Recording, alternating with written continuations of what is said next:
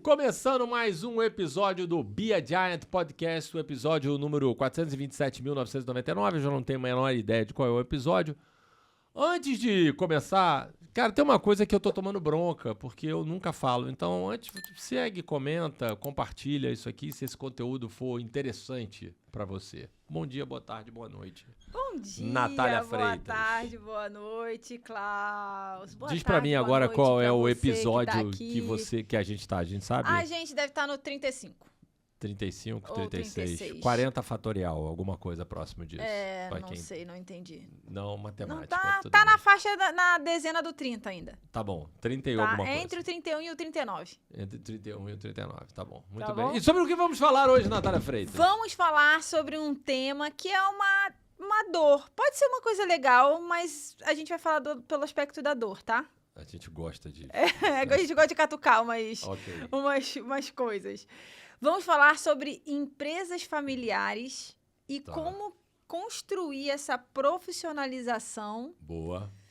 e até mesmo ir para a parte de sucessão, né? Depois que a empresa cresce, que os fundadores vão se aposentar e quem fica no lugar e Boa. como é que esse rolê se dá, né? Tá. Traz aqui pra gente, Klaus, sua experiência com lidar com empresas familiares. Tudo bem que você trabalhou na Globo e a Globo é uma empresa familiar. É isso. É assim, no limite, se você olhar para algumas grandes corporações, elas são empresas familiares. Por exemplo, eu trabalhei na Sul América, que a Sul América era uma empresa da família Larragotti, né? Ainda é, não era? Ainda é. Ainda é? Acho que ainda é.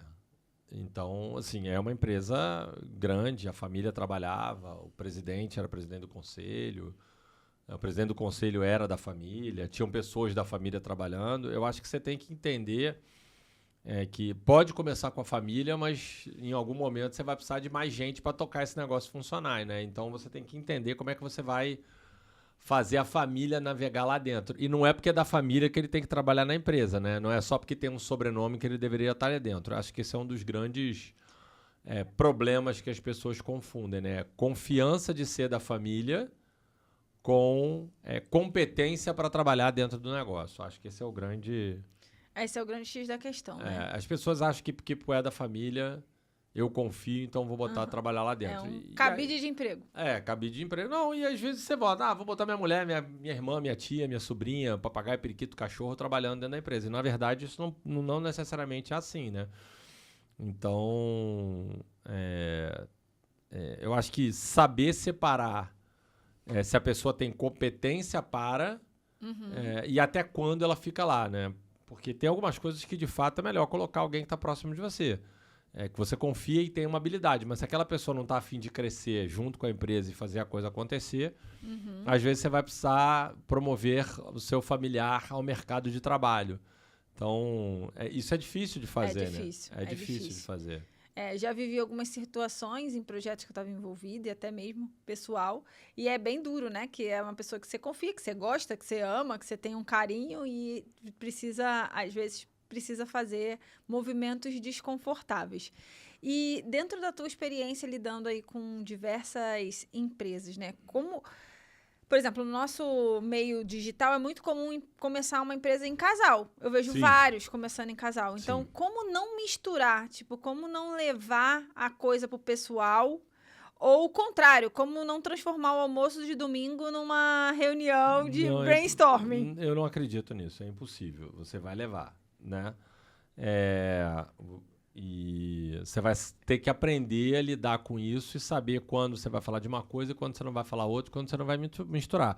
Mas quando os dois trabalham e gostam daquilo, invariavelmente vocês vão tocar em outros dias e outros assuntos sobre aquilo domingo.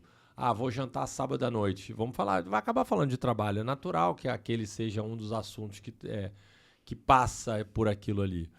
Eu acho que tem alguns combinados importantes para um casal para poder fazer a parada funcionar. O primeiro deles que para mim é o mais importante de todos, tem a ver com o dinheiro.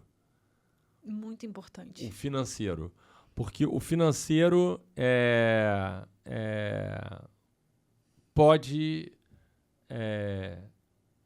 desestabilizar tudo. Eu vou dizer que assim, pode cagar a porra toda. Literalmente. Porque duas pessoas, um é mais ousado, o outro é mais gosta de ser mais precavido, seguro. Se não tiver uma combinação clara de como é que vocês vão decidir, tomar a decisão sobre os investimentos e como é que vocês vão investir, vai chegar uma hora que pode ficar apertado. Eu vou pegar o meu exemplo. Né? Teve uma época que eu estava empreendendo junto com a Raquel. Eu era sócio junto com a Raquel do Jerônimo e da Paty no IGT. O IGT nunca teve um problema financeiro, a gente nunca teve, mas algumas decisões eram mais ousadas do ponto de vista de caixa, de investimento, de decisões que a gente ia tomar. E isso poderia, de alguma maneira, a visão daquilo, se desse errado, poderia apertar o fluxo de caixa. A Raquel não consegue. A Raquel, minha esposa, ela não consegue. Ela não consegue ter essa instabilidade de sequer imaginar. Nunca faltou, tá? Nunca faltou. Ah, deu problema? Nunca. Tem dinheiro. Todos os problemas corrigíveis. Todos os problemas corrigidos. Nunca faltou dinheiro. Nunca deixamos de pagar nada. Não temos dívida. Não fizemos nada. Nem aqui, nem no IGT, quando a gente era sócio do Jerônimo. Nunca. Nunca teve problema. Nunca. Até porque quem cuidar do financeiro sou eu. Então, nunca faltou. Nunca. Nunca deu problema. Mas a Raquel não consegue. O valor dela de segurança, de ter certeza que ela tem um dinheiro guardado, ter certeza que no final do mês, faça chuva, faça sol, vai bater um dinheiro na conta dela lá, para ela era muito importante. Então a Raquel entendeu que ela não nasceu para ser empreendedora. Ela não nasceu para empreender. Aquele negócio era um nervosismo para ela que tirava ela do prumo. Então eu falei assim, amor, não dá. E aí ela não dava pra gente empreender junto, porque toda decisão um pouquinho mais ousada que a gente tinha, ela, tem certeza? Não sei, melhor segurar, não. E tinha hora que, assim, tinha que tomar a decisão e a gente tinha que ir. Então, não é que é ruim ter alguém que seja um pouco mais precavido nesse sentido. Mas vamos dizer assim, é difícil, né? E aí começa a entrar numa rota de discussão e você leva para casa essa discussão. Então, e eu tô dizendo que não tem a ver com o dinheiro que vai para o bolso diretamente. Eu tô dizendo com dinheiro e as decisões de investimento de coisas que você está fazendo. Do negócio, né? E além disso tem quanto vamos tirar de salário, quanto a gente vai sair, quando a gente vai viajar para tirar férias, vai viajar os dois juntos, como é que faz isso? Então... Caraca, isso é caos, hein? É caos, é isso. Você é sócio, trabalha os dois juntos. Como é que tira férias? Como é que tira férias? Então, é isso. Não a empresa tira? fica abandonada, tira. Quando você tirava, tira. Mas aí, sim, quando eu era sócio do Jerônimo, tirava o Jerônimo e a Paty, depois tirava eu e a Raquel. Não tirava os dois juntos. Não dá pra tirar os dois juntos. Então, agora, se eu sou eu sócio junto com a minha esposa, eu vou tirar, quem é que vai ficar hoje na minha empresa? Quem é que fica? Quem tira, fica de coisa? Hoje, quem suporta é você, o Alexandre, né? A galera que tá ali. E a gente acaba não tirando férias no mesmo lugar, na mesma época, né? Você tirou férias durante o tempo, você viajou, teve que fazer uma cirurgia. Então, assim, quem toma conta, né? Eu te falei, não, Bia vai tomar conta. Eu falei, qualquer coisa eu tô aqui, Bia. Se precisar, me chama e tal, não sei o quê. Você tem como suportar ali. Mas essas questões são importantes. Então, são pequenas decisões que são difíceis de tomar. Então, você tem que estar muito claro o combinado de que você vai fazer. E tem um monte de gente, de novo, vou pegar o caso da Paty do Jerônimo, que funcionam super bem. São sócios há mais de 20 anos. Funciona. Funciona. Mas eles se entendem. O dinheiro está ali disponível para os dois. Eles sabem quanto podem tirar, qual é o combinado deles, como eles vão fazer as coisas funcionarem. Funciona para eles. Então, acho que quando você empreende em família, e aí eu não estou dizendo nem em casal, eu estou dizendo em família, mas casal é um exemplo, ter combinados claros sobre dinheiro é importante. Eu não estou dizendo nem outros combinados, férias é um deles, mas sobre dinheiro é importante, porque isso pode afetar a relação sobremaneira. Assim, pode dar muito... BO, vamos dizer assim. Pode dar muito BO. Eu tenho 2 conhecidos, né, meus de vida. Não são nem de vínculo profissional, mas de vida. Amigos de faculdade e tudo. Que viraram sucessores de empresas familiares. Legal. Tipo, o pai faleceu e caiu no colo. Ele já tinha escolhido fazer uma outra carreira. Isso é pior. Isso é ruim. Outra carreira, tava lá vivendo a vida dele e, enfim, o pai faleceu, uma empresa bem sucedida e tal. E aí ele teve que fazer uma decisão, né? Que era ou ele abria mão da carreira que ele tinha escolhido e voltava para tocar o negócio do pai, ou ele vendia a parte dele para os outros sócios e seguia o barco. E ele decidiu reassumir o negócio do pai. Hoje ele é super feliz, super realizado, assim, revolucionou. Acho que tirou um dos sócios que era também meio retrógrado da parada. Conseguiu fazer o negócio crescer e tá super bem. Mas, assim, eu lembro que foi bem... Desafiador. Foi desafiador. Foi bem desafiador. É isso. Porque no fim do dia, né, você tem meio que a tua família toda... Ele mesmo, ele foi criado com o fruto do dinheiro que veio daquele negócio. Então, é uma coisa meio louca, né? Porque eu misturo um pouco de legado, de memórias afetivas e tal. E tipo, pô, vou vender a empresa da minha família. Eu acho que você, enquanto herdeiro, né, ou fazendo parte daquilo, você não tem que assumir a responsabilidade e não deve carregar o peso. E quem é o fundador não deve jogar esse peso para a família. Então, assim, eu hoje tenho uma empresa de consultoria, espero que o grupo cresça e que a gente faça um monte de coisa junto com os meus sócios. Eu não tenho nenhuma expectativa, nem vou jogar essa expectativa em cima do João, se o meu filho, o João, que está fazendo engenharia de produção, é o que está mais próximo de talvez que pudesse querer seguir a carreira, essa responsabilidade não vai ser colocada em cima dele. Eu não tenho nenhuma expectativa de que ele vá assumir ou queira. Se ele quiser trabalhar, ele vai começar lá... Bora aí, o estagiário. Né? Vai começar, não vai entrar na janelinha, como diria o Romário. Já tá chegando agora, já quer sentar na janela. Então, não vai acontecer. Então, ele vai ter que fazer por merecer e tal, etc. E outra, ele também... eu não vou querer jogar nele o peso... Não, é um negócio que meu pai montou, eu preciso levar isso adiante. Não precisa. Esse peso eu não vou colocar nele. Não precisa. Não precisa. Tanto é que eu tenho a vontade de que a hora que eu estiver começando a querer parar de trabalhar, mas assim, eu não vou parar de trabalhar, né? Eu vou mudar a minha relação com o trabalho, né? Eu já falei isso mais de uma vez. E eu vou trabalhar, se eu puder, até o meu último dia de vida. Ih, morri. Estava trabalhando. Porque eu gosto de trabalhar. Trabalhar e manter a mente ativa. Minha mãe tem 82 anos e continua trabalhando. E eu acho que se ela não estivesse trabalhando, ela não estava... É incrível, né? né? A mãe do Klaus dá aula particular de alemão, gente. É bizarro, com 82 anos. 82 anos. E se a minha mãe não estivesse trabalhando, óbvio que ela não dá 50 aulas por semana. Ela dá, sei lá, 6, 7, 8 aulas. Mas dar 6, 7, 8 aulas por semana para ela, obriga ela a preparar a aula, manter ela antenada, ela tem que saber o que está acontecendo, ela precisa estudar, ela se mantém ativa. E eu tenho certeza absoluta que parte da capacidade cognitiva que a minha mãe mantém aos 82 anos, que ela tem plena capacidade mental, faculdades mentais normais, assim, tudo zerado, não tem nenhum traço de qualquer problema cognitivo, porque ela continua trabalhando. Então, quando os meus falam, mãe, para de trabalhar, eu falei, não, deixa a velha trabalhar, deixa a minha mãe trabalhar, porque é importante para ela. E ela gosta, ela fala, eu gosto da aula, gosto, é vocação. Minha mãe é professora, assim, minha mãe começou a trabalhar como professora, sei lá, em 68. Então, imagina, não pode parar de trabalhar, entendeu? Ela vai continuar trabalhando.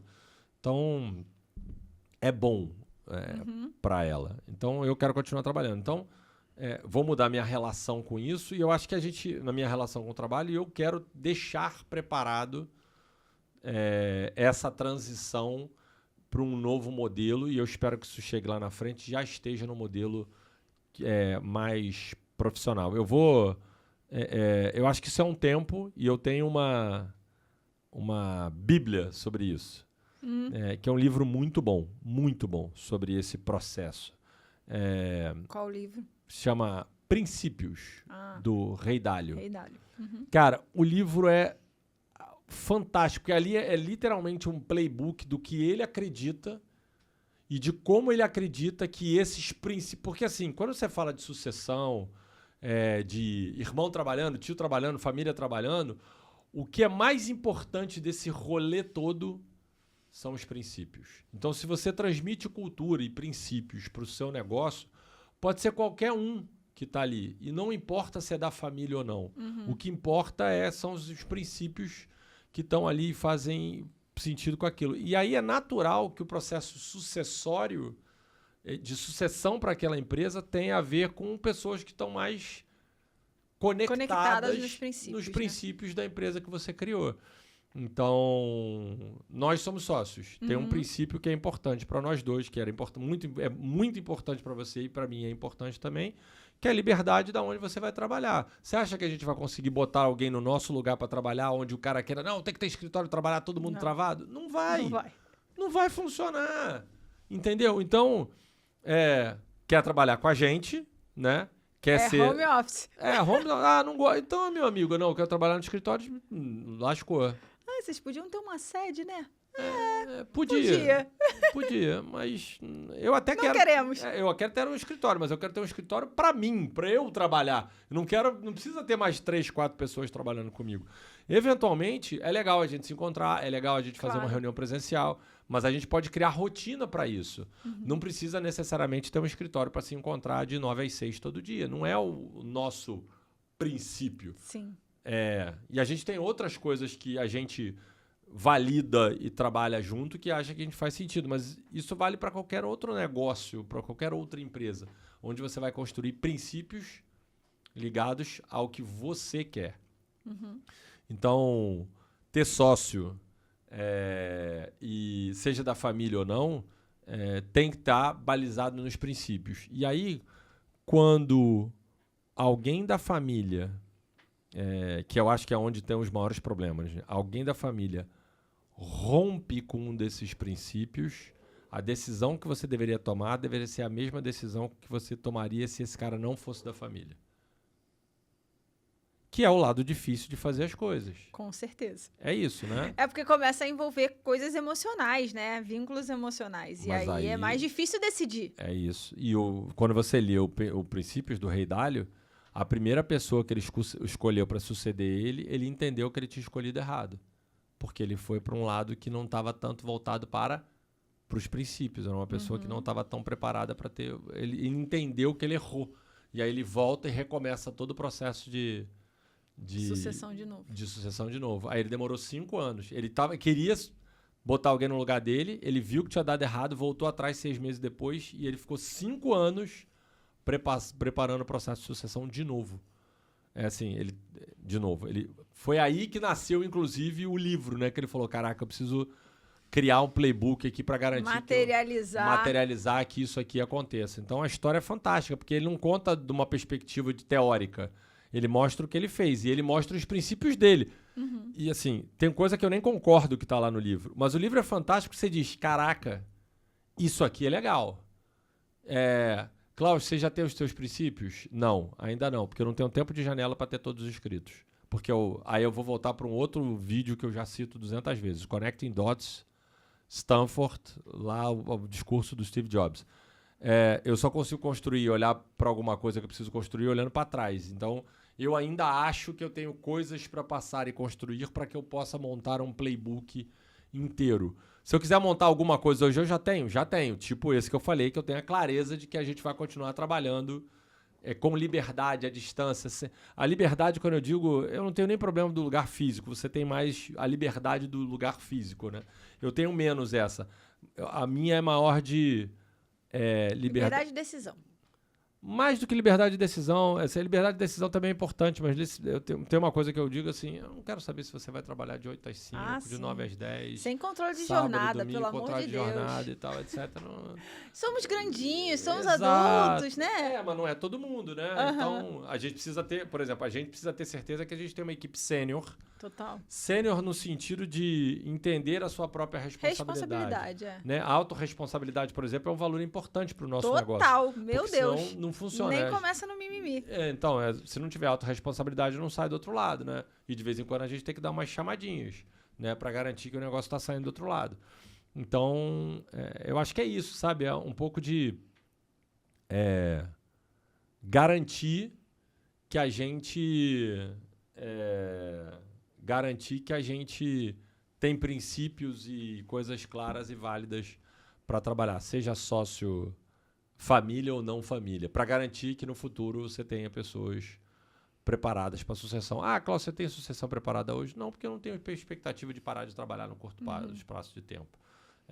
Não preciso ainda olhar para isso, mas... Deixa eu te fazer uma pergunta sobre sucessão, que você estava falando do Rei Dalio. Falou, não, ele voltou 5 anos depois. A sucessão, ela é só técnica? Eu sei que tem um aspecto, tipo, da cultura, mas vamos partir do pressuposto que se a pessoa já está ali teoricamente, no rolê da sim, empresa... O Rei Dalio descobriu que não, né? Foi esse o problema dele. Ele descobriu que ia botar uma pessoa que já estava trabalhando com ele há um tempão, e aí ele teve que voltar 6 meses. Né? Descobriu que a pessoa... Descobriu tarde demais. Não mas é isso. Foi por isso que ele criou, tá, então vamos partir do princípio que os princípios, que a cultura tá... enraizada. Você tem pessoas... se a pessoa tá trabalhando com você já há um tempo, legal. Teoricamente já deveria você já deveria saber se ela tem ou não aderência à cultura e aos princípios. É isso. O plano de sucessão, ele é um plano somente técnico ou tem algumas outras coisas que você acha importante a pessoa ir, sei lá, aprendendo no processo? Se não fosse... Como assim? Defina o seu técnico. Técnico é tipo assim, vamos dizer, eu vou fazer a sucessão de um CEO. Aí você tem que, sei lá, talvez a pessoa tenha que aprender um pouco sobre ler os números ali do negócio, tem que aprender a lidar com um executivo sênior, né, com uma gestão mais sênior. Eu sei que talvez isso no mundo dos pequenos e médios negócios seja muito distante da realidade. Sim. Mas tem competências que são exclusivas de algumas funções, né, vamos dizer assim. Então, eu quero dizer isso. Se é só uma questão de competências exclusivas de algumas funções ou se é mais amplo o plano de sucessão? Foi ruim a minha pergunta? Não, eu tô tentando responder ela sem ser... Vou tentar responder ela sem ser genérico. Vou tentar não, vou responder ela sem ser genérico. Mas quanto mais alto você caminha numa hierarquia de uma empresa, menor a importância de aspectos técnicos. Quanto mais você caminha na hierarquia de uma empresa, mais importantes são os seus aspectos comportamentais. Então, o soft skill é muito mais importante que o hard skill. Então, quando a gente fala de coisas técnicas, a gente está falando de hard skill.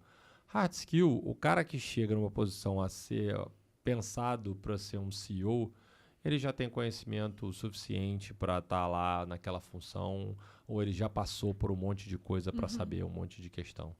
Então, ele já aprendeu e entendeu o que ele precisa fazer para estar ali. Sempre vai ter alguma coisa que ele não sabe, né? Então, eu quando assumi como CFO, eu não estava preparado 100% para ser CFO do ponto de vista, sei lá, comportamental e tal, mas eu tinha todo o arcabouço técnico, eu já sabia. Então, pode ser que alguma coisa eu não soubesse? Pode, sempre tem alguma coisa que você não sabe, mas eu estava pronto para assumir. E pronto no sentido você está na beirada do próximo passo. E aí você vai aprender um monte de coisa que você não precisava aprender ali, que você não sabia ainda, nem sabia que precisava saber. E eu acho que aqui é a mesma coisa. Então tem muito mais a ver com aspectos comportamentais, lidar com gente, lidar com pessoas, entender questões políticas e de comportamento humano do que outra coisa. Então, isso eu acho que as pessoas não são preparadas. Então, se fala muito e se preocupa muito hoje de aspectos técnicos, se fala pouco de aspectos comportamentais, né? O cara quer saber se ele sabe desempenhar uma função... sei lá, a gente fez um episódio com Rosadas que o cara precisava saber do mercado, né? Só do mercado eu preciso saber se eu preciso botar alface aqui, se eu preciso botar não sei aqui, vou fazer o quê?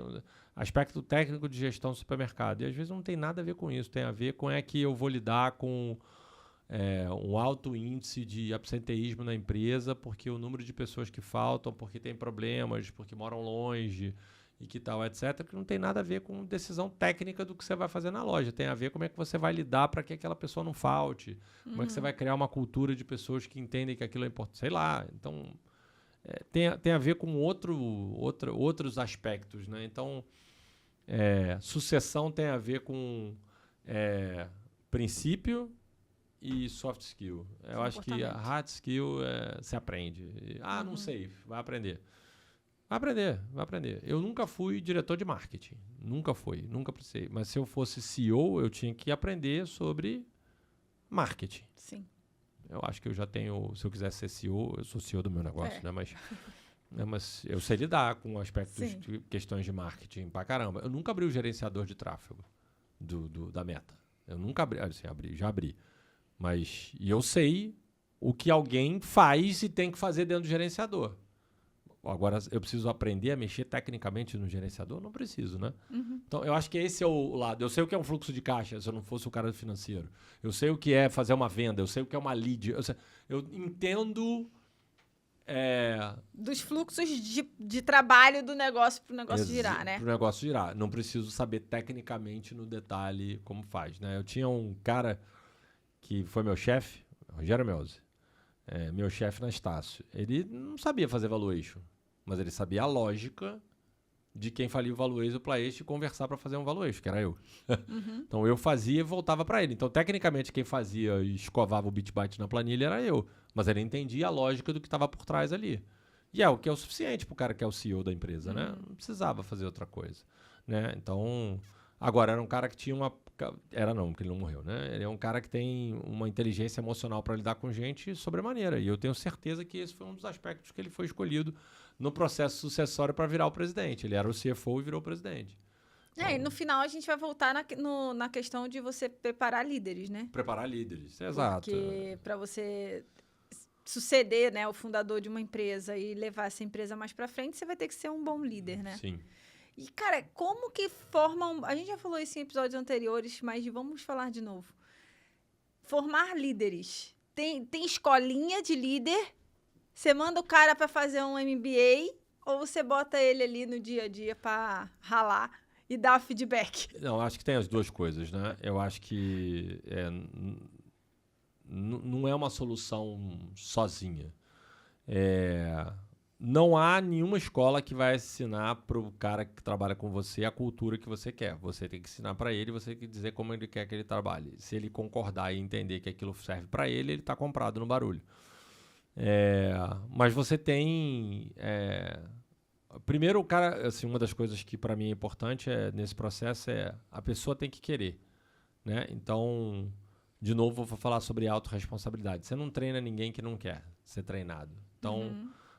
Você conhece algum CFO, CEO, presidente de empresa, dono de grande grupo e tal, etc., que não quis muito aprender e saber sobre aquilo? Então, esse é um primeiro ponto. A outra é o cara que entende que pode ser cobrado, né? Entende que cobrança é um negócio que faz parte do processo natural da vida.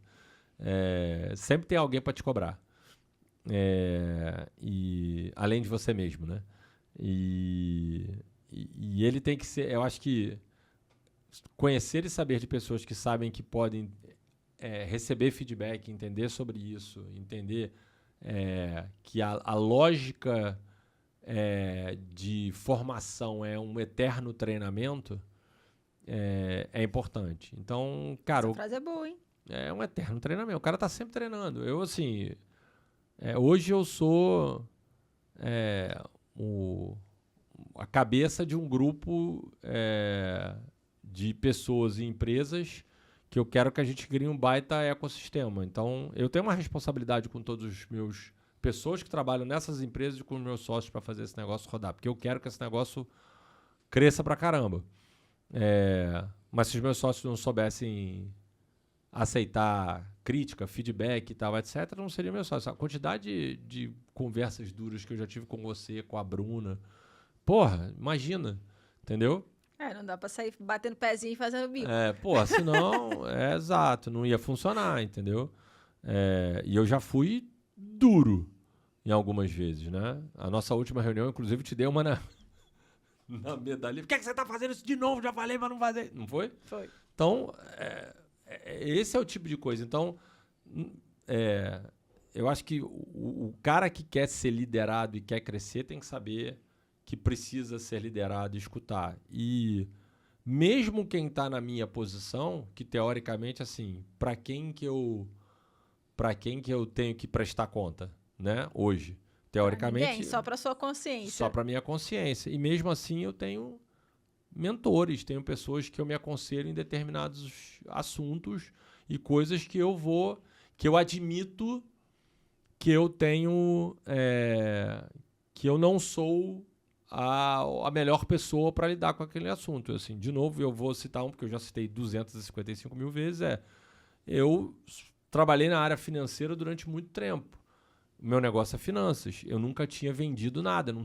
Eu tive que aprender sobre vendas. Vender. Não é nem marketing. Eu estou falando de venda comercial. Me botaram ali na posição de ter que vender alguma coisa para alguém. Isso foi muito difícil para mim, esse processo de aprender a vender. Hoje eu faço isso naturalmente. Hoje não é um sofrimento para mim, porque eu aprendi que tem um jeito que isso pode ser feito de maneira natural. Mas quando eu olho um cara que é meu cliente, e ele diz que muito do que ele cresceu depende de mim, do que ele faz depende de mim, e eu me espelho muito nele e me coloco na posição de mentorado dele várias vezes, que é o Pedro Quintanilha. Cara, o Pedro tem uma capacidade de vender. O Pedro é um cara que vende gelo para esquimó. Então, é um negócio impressionante, entendeu? Então eu falo assim, cara, eu tenho que aprender com o Pedro. Então, o cara que sabe se colocar nessa posição é importante. Então, saber que você tem que dar esse feedback para as pessoas para colocar isso. Você tem que ter saber o lugar onde você vai estar, e aí você vai aprendendo, formar. Aspectos técnicos, cara, sim, tem que fazer curso. Você pode aprender, vai aprender aspectos técnicos. Eu tô doido para ir para Harvard, para fazer, eu já falei disso, né? Para fazer o mesmo programa que teve um episódio que a gente fez aqui com o Ricardo Chinachi, fazer o OPM, né? Que é o Owners Presidents Management Program. Que é um negócio maneiro, né? De donos e presidentes de negócios de empresas que vão lá para discutir aspectos de várias coisas, e eu tô doido para fazer o OPM. Então, para entrar num novo nível. Então, assim, eu quero me colocar de novo, eu sempre me coloco na posição e quero me colocar na posição de aluno. E quem não tem essa humildade para se colocar na posição de aluno e saber que pode aprender, tá errado. Eu sei de tudo, não preciso me colocar na posição de aluno. Eu vou me colocar na posição de aluno sempre. E eu acho que é isso que você tem que passar para quem está com você, né? Então, às vezes é difícil, né? Voltando para a situação das empresas familiares, às vezes você tem que dar um feedback duro para uma pessoa, né, que tem uma relação próxima contigo. É bem complexo, né? Complexo. Então, assim, exige maturidade da pessoa que está dando feedback e da que está recebendo, porque senão vira uma briga de família. Eu tive que aprender a receber feedback duro. Eu tive que aprender. Eu tive que... Eu sempre fui boa de receber feedback. Às vezes eu ficava assim, digerindo por dia, sabe? Tipo, eu não sei se eu concordo, mas... E não precisa concordar. As pessoas acham que feedback é um presente. Você pode pegar e jogar o presente fora, e tá tudo bem. Mas a pessoa que tá te dando, quando te dá um feedback sincero, não é aquele feedback desorganizado de qualquer jeito, ou um feedback que o cara tá te dando, jogando, bostejando alguma coisa em cima de você. Não é isso. Coisa organizada, onde o cara te dá exemplo, mérito, o que você fez certo ou errado aqui e ali. E tem coisa que você simplesmente ignora. Nem tudo que você precisa aproveitar, mas tem coisa que eu acho que saber receber é importante. E eu nem sempre soube fazer isso, né? Hoje, meus cabelos brancos, eu tô bem melhor, eu acho que eu aprendi. E outra, também dar feedback é importante. Eu já falei sobre isso, né? Eu sempre fui um cara muito mais explosivo, muito mais nervoso. Agora imagina, né? Hoje, da feedback, eu amarro minha mão. Por que eu amarro a minha mão? Porque eu sou grande, falo alto e gesticulo. Imagina eu dando feedback pra você. Cara, você tem que fazer isso, você não tá entendendo. Porra! Imagina, às vezes, dar feedback em pé. Eu em pé, dando feedback em alguém, 2,8 metros, olhando pra baixo, gritando, gesticulando, falando alto. Fica um pouco amedrontador. Não, é isso. Assim, a pessoa aceitou o feedback. Não, ela tá em pânico. né? Porque por Ela mais... não tinha outra saída que não fosse aceitar o feedback. Por mais que eu... E assim, quando eu tô puto, a veia do meu pescoço salta, eu fico nervoso, travo o dente. A Raquel diz que eu faço altas caretas. Eu entrego toda a minha... O meu body language na minha... O meu body language entrega tudo, Todos os seus sentimentos. Eu não sei... Mentir pra mim é um problema, eu não consigo também não mentir. consigo. Porque muito... tá no meu rosto. Se eu tô puto, eu tô puto. O nego sabe em 2 minutos que eu tô puto. Então, é difícil, né? Então, a pessoa do outro lado tem que saber receber isso também. Então,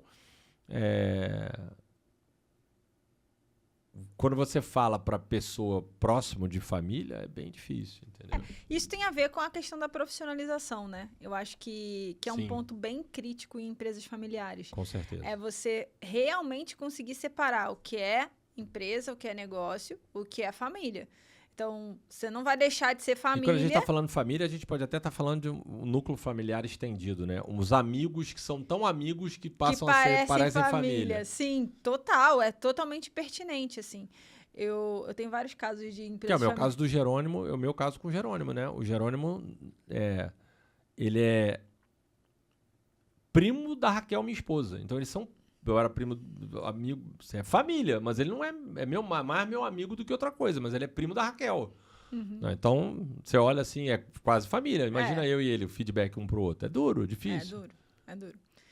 Mas eu ia comentar que, assim, isso quando a gente fala de profissionalização, isso começa na separação. Isso, para mim, já é um sinal de profissionalização. Se você consegue separar bem as duas relações. Não estou dizendo que você não sinta, não estou dizendo que você não lamente, mas você separa as duas circunstâncias, né? Então, eu tive um caso... O brasileiro não sabe fazer isso. Tive um caso, assim que eu entrei no digital, essas coisas de coprodução, não sei o que lá, eu virei sócia, parceira de um projeto que era uma empresa familiar. Tá. E eu saí do projeto porque era uma empresa familiar, porque eu sentia que todas as decisões eram tomadas, tipo, na cozinha da casa deles e, tipo, foda-se a minha opinião, entendeu? Sim. Então, assim, as coisas estavam indo para um lugar... E aí tinha um dos irmãos que era muito ineficiente, enfim, eu batia de frente super com ele, só que ele era acobertado pelos outros. Não, então. Fudeu, né? Eu falei, não vai rolar, né? Não vai dar certo. E aí eu saí fora. Mas, assim, e isso pra mim mostrava o nível de amadorismo também. Porque tinha, no caso eu, uma pessoa de fora com outro olhar sobre o negócio que era completamente ignorado por causa das relações familiares. Então, claramente não era profissional, né? Estavam ali brincando de fazer empresa. Então, eu tenho alguns exemplos, alguns eu não posso entrar no mérito, de decisões importantes, familiares, que tiveram que ser tomadas, e quando eu falo familiares, não necessariamente de família direta, mas amigos, onde o presidente teve que demitir o amigo que era diretor comercial. O presidente que teve que dar um step down porque não podia dar, porque o resto da família não acompanhava a decisão dele e queria que ele saísse. E ele teve que assumir isso. E não era briga de família, porque eles entenderam que não fazia mais sentido ele estar ali naquela função. Então... Mas eu acho que quando você vai para esse lugar do... sei lá, demitir o sócio que era parente. Pô, você já tá num nível de profissionalismo alto, na minha opinião, porque você conseguiu entender. O problema é o contrário, é quando você não consegue tomar a decisão porque é parente.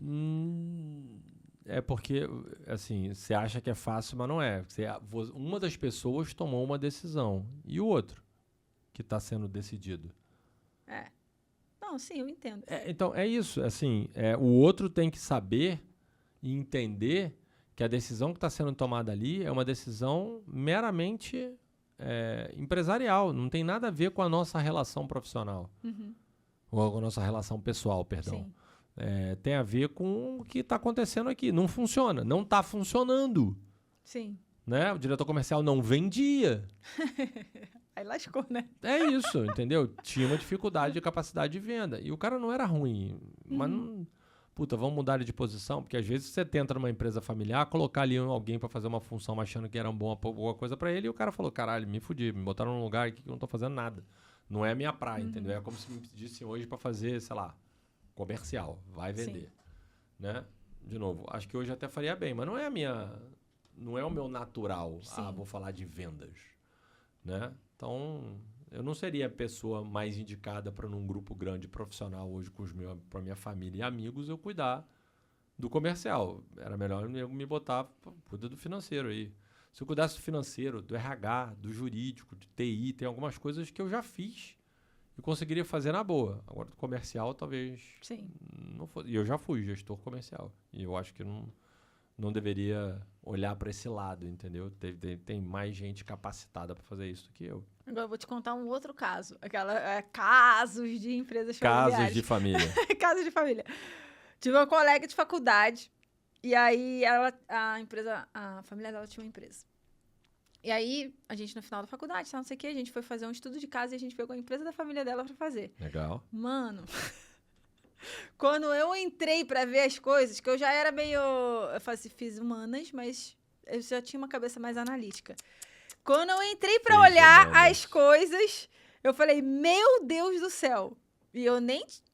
era jovem, eu nem tinha essa visão de empreendedorismo que eu tenho agora. Por quê? Porque o lance da empresa familiar, ela extrapolava, era tipo, realmente assim, tipo, no caixa da empresa tinha a fatura do remédio da avó. Entendeu? Era tipo isso, assim. Eu lembro desse exemplo clássico, porque esse exemplo era real. Eu falo, cara, como vocês conseguem, sabe, separar as coisas? Não dá. Então, é isso. E a gente já pegou, né? A gente tem alguns casos aí no mercado de amigo que roubou a companhia, roubou a empresa, né? Então, não dá pra achar que só porque é amigo ou parente que não vai cometer erros e que você não tem que tratar aquilo de maneira dura e fria, né? Pra dizer o mínimo. Então... Ou seja, tem que começar separadinho, tudo que é combinado bem combinadinho, bem do começo. Combinado não é caro nem barato, é o combinado, já diria meu amigo Davi Nunes. O Davi foi meu chefe na ATL, depois na Oi.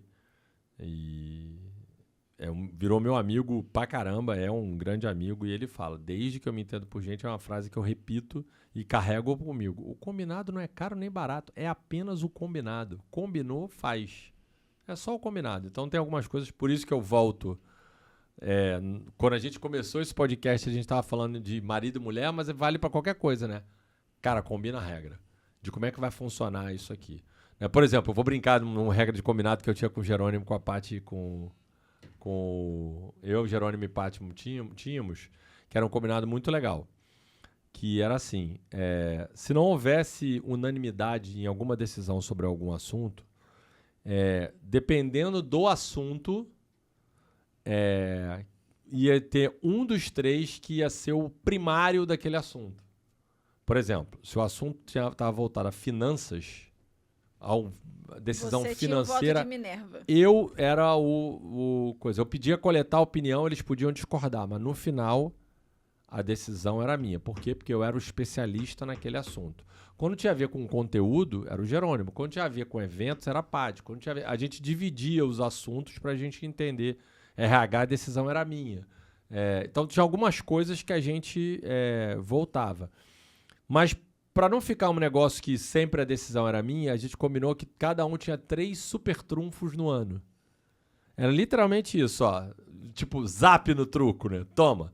Que é o seguinte, essa decisão aqui eu sei que você é o primário, né? Você que tem o poder de decisão, mas essa decisão aqui eu queria usar o meu super trunfo no ano para poder tomar uma decisão contrária, porque eu acho que a gente deveria fazer isso aqui.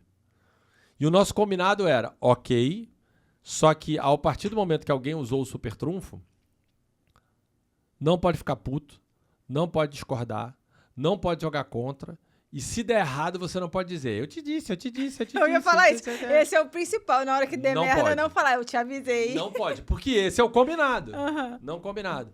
E outra, só que você não pode usar o super trunfo para qualquer decisão. Então a gente ficava, e agora? Jogo o super trunfo ou não jogo o super trunfo? Então, assim, acho que quem criou essa regra, inclusive, foi o próprio Jerônimo. Por quê? Porque o Jerônimo gostava de usar o super trunfo. Né? Mas aí ele não usava muito. Eu acho que em 3 anos de sociedade a gente só 2 vezes usou o super trunfo. E uma deu super certo o que ele queria fazer, que era fazer uma coisa que eu não acreditava no comercial e deu super certo. E outra ele falou que queria fazer uma outra parada que ele achava que ia dar certo. Eu falei que não ia dar e não deu. Mas eu tinha medido o risco daquilo dar errado. Eu falei, tudo bem, vamos nessa. E eu falei para ele que o errado, o máximo que ia dar, ele falou, então eu quero usar. Então eu falei, beleza, vamos nessa. E deu errado. Aí eu nunca cheguei nele e fiquei, eu te falei, fiz merda, deu errado. Porque não adianta, porque senão você não cria uma cultura de liberdade e crescimento entre gente. Então, esse é o tipo de coisa que eu acho que funciona, ter regras e combinados claros, né? Nós somos sócios, tem pouquíssimas regras entre nós, né? Para dividir, você não pode contratar dívida sem falar comigo, você não pode fazer um investimento grande sem falar comigo, você não pode mudar o seu próprio salário sem falar comigo. O resto tudo, você decide. A palavra final é quem no nosso combinado? Sua. Acabou o problema. Por quê? Porque a empresa é sua, não é minha. Eu sou seu sócio na agência. Mas no final, eu tenho proteção para você não fazer nenhuma cagada contratando dívida, fazendo investimento ou ir mudando o próprio salário, que daí você está mudando com a regra do combinado do jogo antes. Obviamente, distribuição de dividendos. E fora isso, você pode fazer qualquer coisa. Então, essa é uma regra clara. E eu tô ok com isso. Isso é um combinado claro. E quando as pessoas têm esses combinados claros, fica muito mais fácil, né? Muito mais. Muito mais. Muito bem. Foi bom. Cumprimos a nossa missão no episódio de hoje. Foi bom. Eu também gostei. Fui!